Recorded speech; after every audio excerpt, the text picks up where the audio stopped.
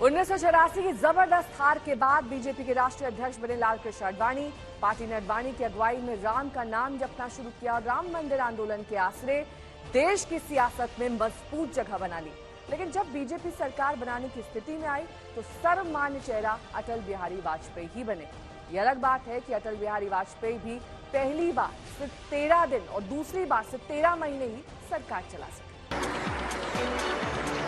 1991 के चुनाव के बाद नरसिम्हा राव प्रधानमंत्री बने और देश उदारीकरण की राह पर चल पड़ा। बीजेपी को उदारीकरण और खुले बाजार की नीति से कोई गुरेज नहीं था, अलबत्ता राष्ट्रवाद और धर्म का कॉकटेल उसे लुभाने लगा था। इस कड़ी में बीजेपी अध्यक्ष मुरली मनोहर जोशी की अगुवाई में एकता यात्रा निकाली गई और फिर राम मंदिर आंदोलन को लेकर बीजेपी खुलकर फ्रंट फुट पर खेलने लगी। 6 दिसंबर को कार सेवकों ने बाबरी ढांचा गिरा दिया। पूरे देश में हंगामा मच गया। बीजेपी की 4 राज्यों यानी उत्तर प्रदेश, मध्य प्रदेश, राजस्थान और हिमाचल प्रदेश की सरकारों को एक झटके में बर्खास्त कर दिया गया। 1993 के आखिर में दोबारा चुनाव हुए। बीजेपी राजस्थान को छोड़कर तीनों राज्यों में चुनाव हार गई। हाँ, इतना जरूर हुआ कि दिल्ली में हुए पहले विधानसभा चुनाव में बीजेपी को जीत हासिल हुई। बीजेपी ने अपना चुनावी दांव बदला। नरसिम्हा राव सरकार तब तक भ्रष्टाचार के आरोप में घिरती जा रही थी।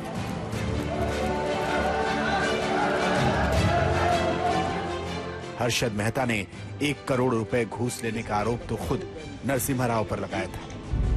यूरिया घोटाला, हवाला घोटाला, झामुमो रिश्वत कांड जैसे कई आरोप सरकार पर लगे। इस बीच हवाला कांड में आडवाणी का नाम भी आ गया। पेटेंटली पॉलिटिकल मोटिवेटेड है। इस दौर में सियासी गलियारों में आडवाणी बनाम वाजपेयी का मुद्दा भी उछलता रहा, लेकिन बीजेपी को इस बात का एहसास था कि सत्ता तक पहुंचने के लिए सहयोगी दलों को सीढ़ी बनाना होगा और आडवाणी के नाम पर सभी को राजी करना आसान नहीं होगा। ऐसे में आडवाणी ने खुद वाजपेयी को पीएम पद का दावेदार बना दिया। मैं जैसे ही मंच पर बैठा है तो उन्होंने कहा, क्या किया तुमने? मैंने कहा, क्या किया? उन्होंने कहा कि मुझसे भी तो बात नहीं की। मैंने कहा, आपसे बात करके क्या करता मैं? मेरी अपनी, और मैं आपको कह सकता हूं कि आखिर तो अध्यक्ष के नाते इतना तो अधिकार है ही मुझे। बीजेपी के साथ शिरोमणि अकाली दल और शिवसेना पहले से थे। वाजपेयी के चेहरे को आगे रखकर जॉर्ज और नीतीश की समता पार्टी का साथ मिल गया। आडवाणी की योजना कारगर साबित हुई। वो खुद कोई चुनाव नहीं लड़े, लेकिन 1996 में पार्टी 161 सीटें जीतकर सबसे बड़ी पार्टी बन गई।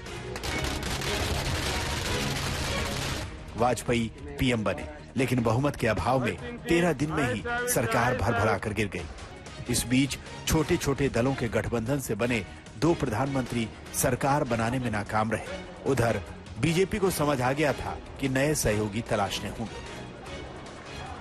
आज हमें अकारण कटघरे में खड़ा किया जा रहा है क्योंकि हम थोड़ी ज्यादा सीटें नहीं ले सके। हम मानते हैं हमारी कमजोरी है, हमें बहुमत मिलना चाहिए। राष्ट्रपति ने हमें अवसर दिया, हमने उसका लाभ उठाने की कोशिश की, हमें सफलता नहीं मिली, वो अलग बात है।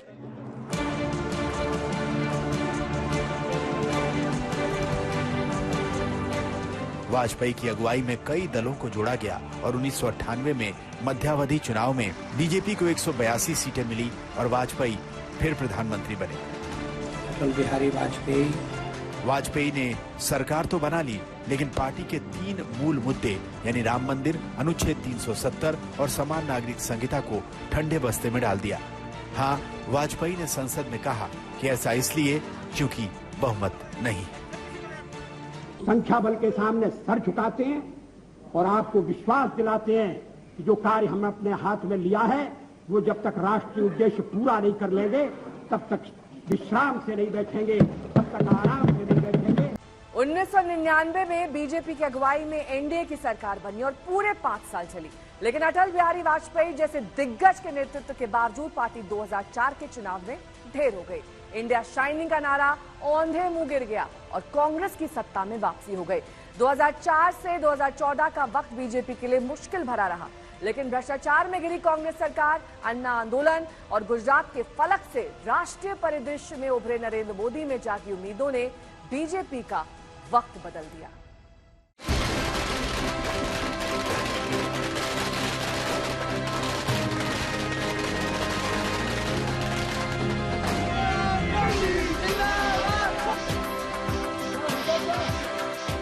2004 का चुनाव हारने के बाद पार्टी का नेतृत्व अटल बिहारी वाजपेयी के हाथ से निकलकर फिर लाल कृष्ण आडवाणी के हाथ में आ गया। आडवाणी फिर पार्टी के अध्यक्ष बने और विपक्ष के नेता भी। इस बार वाजपेयी ने उनका नाम प्रधानमंत्री पद के दावेदार के रूप में आगे बढ़ा दिया।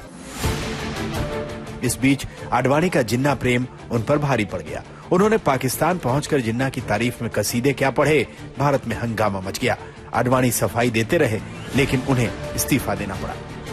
मैं वहां बोला क्या और स्वयं मैं तो कोट किया था इनको, जिन्ना को। उस भाषण में ये कहा कि इस्लामिक राज्य नहीं बनाया हमने, शब्द ये नहीं कहे, लेकिन अर्थ यही था कि मैं तो चाहता था कि ऐसा देश न बने कि जिसमें हिंदू डोमिनेट करे मुसलमान के ऊपर। इससे पहले आडवाणी पर सवालों की बौछार करते हुए उमा भारती ने भरी बैठक में अनुशासन की धज्जियां उड़ा दी थी, जिसके बाद उमा भारती को पार्टी से बाहर का रास्ता दिखा दिया गया था। लेकिन आडवाणी की असल मुसीबत जिन्ना की वजह से शुरू हुई। इस बीच बीजेपी ने बिहार में नीतीश के साथ सरकार बना ली, जबकि 2008 में कर्नाटक में सरकार बनाने के साथ ही पार्टी को दक्षिण का रास्ता खुलता दिखा। 2009 का लोकसभा चुनाव बीजेपी ने आडवाणी की अगुवाई में लड़ा, लेकिन दुर्भाग्य ने साथ नहीं छोड़ा और पार्टी सिर्फ 112 सीटों पर सिमट गई। 2009 की हार ने आडवाणी युग का समापन कर दिया। उधर 2012 में गुजरात में नरेंद्र मोदी ने हैट्रिक लगा दी। बीजेपी में नेतृत्व बदला। पहले नितिन गडकरी अध्यक्ष बने, फिर राजनाथ सिंह। क्यों है पार्टी के? देखिए, अटल जी है और अडवाणी जी है। कोई भी देखिए, कोई भी पार्टी में, चाहे आप कांग्रेस पार्टी का इतिहास देखिए और अन्य पार्टी का इतिहास देखिए, नेतृत्व तो समय के अनुसार बदलते रहता है। एक समय अटल जी और अडवाणी जी युवा नेता थे और दोनों ने मिलकर बहुत कम उम्र में देश का नेतृत्व किया, बहुत अच्छा काम किया। उनसे प्रेरणा लेकर काफी लोग अभी काम कर रहे हैं। इस बीच गुजरात में विकास मॉडल का डंका बजने लगा और नरेंद्र मोदी राष्ट्रीय फलक पर आने की तैयारी करने लगे। उधर संघ के प्रिय गडकरी दोबारा पार्टी अध्यक्ष बनने को तैयार थे, लेकिन उनकी कंपनी पूर्ति पर भ्रष्टाचार के आरोप लग गए। उनकी जगह राजनाथ सिंह अध्यक्ष बने। लोकसभा का चुनाव सिर पर था। पार्टी में पीएम पद के कई दावेदार थे। तो इसीलिए मैंने कहा ना, अगर मगर करें और कैसे भी सवाल आप पूछ रहे हैं मुझसे, इसमें मैं सीधा ही जवाब दे रही हूँ, मैं टेढ़ा जवाब नहीं दे रही। उपयुक्त समय पर निर्णय होगा, उपयुक्त निर्णय होगा, घटक दलों के साथ सलाह मशवरा करने के बाद होगा। लेकिन कुछ ही दिन में मोदी के पक्ष में माहौल बनने लगा। हेलो भाइयों, मेरा विश्वास अब पक्का हो गया है कि अब दुनिया की कोई भी ताकत भारतीय जनता पार्टी को इस हिंदुस्तान में विजय हासिल करने से नहीं रोक सकती। आप सबका सहयोग समर्थन चाहिए। इन्हीं शब्दों के साथ आप सबको धन्यवाद देता हूं और साथ ही नरेंद्र भाई को चुनाव अभियान समिति इलेक्शन कैंपेन कमेटी का चेयरमैन नियुक्त होने पर मैं हार्दिक बधाई देता हूं और साथ ही अपनी हार्दिक शुभकामनाएं भी देता हूं। जून 2013 में गोवा के आसमानों पर बादल छाए थे, लेकिन बीजेपी पर बिजली गिराई आडवाणी ने। वो गोवा नहीं पहुंचे। आखिरी वक्त तक दिल्ली एयरपोर्ट पर एक विमान खड़ा रहा कि अगर आडवाणी जाएंगे तो फौरन पहुंच सके। आडवाणी का मानना था कि मोदी के नाम के ऐलान से वोटों का ध्रुवीकरण होगा। वो नाम का ऐलान बाद में चाहते थे और एक लिहाज से एक बार और अपना दावा ठोकना चाहते थे। लेकिन पार्टी कार्यकर्ताओं का मोदी के पक्ष में दबाव इतना था कि आडवाणी साइडलाइन हो गए। गोवा कार्यकारिणी के एक दिन बाद ही आडवाणी ने राष्ट्रीय कार्यकारिणी, संसदीय बोर्ड और चुनाव समिति से इस्तीफा दे दिया। लेकिन तब तक पार्टी मन बना चुकी थी कि भविष्य की राह क्या होगी। और सच ये भी कि 2014 आते आते लाल कृष्ण आडवाणी देश का मूड समझ चुके थे। भारत माता की। अरे अनशन में क्या क्या तकलीफ होते हैं, अनशन करने वालों को पता हो, इनको क्या पता। भ्रष्टाचार के आरोपों में घिरी मनमोहन सरकार के लिए अन्ना आंदोलन ने हालात खराब कर दिए और देश को नरेंद्र मोदी में एक उम्मीद दिखने लगी। नरेंद्र मोदी ने भी मुरझाए कमल में जान फूंकने के लिए दिन रात एक कर दिया। अच्छे दिन और सबका साथ सबका विकास का नारा दिया। 2014 चुनाव के नतीजे आए तो कमल खिल चुका था। आपका फैसला 2014 पहुंचा रहा है अब नरेंद्र मोदी को 7 RCR। आपका फैसला बीजेपी दफ्तर में ला रहा है खुशी। बीजेपी ने 282 सीटों का आंकड़ा छुआ, जबकि एनडीए ने कुल 336 सीटें जीती। 30 साल बाद किसी पार्टी को स्पष्ट बहुमत मिला था। इस बड़ी जीत ने नरेंद्र मोदी को भी भावुक कर दिया। क्या मां की सेवा कभी कृपा हो सकती है?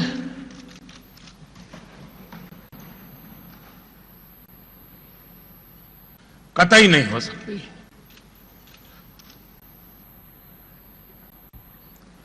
जैसे भारत मेरी मां है, वैसे ही भाजपा भी मेरी मां है। इस जीत के बाद बीजेपी में मोदी युग की शुरुआत हुई, जो अभी तक जारी है। आज तक ब्यूरो।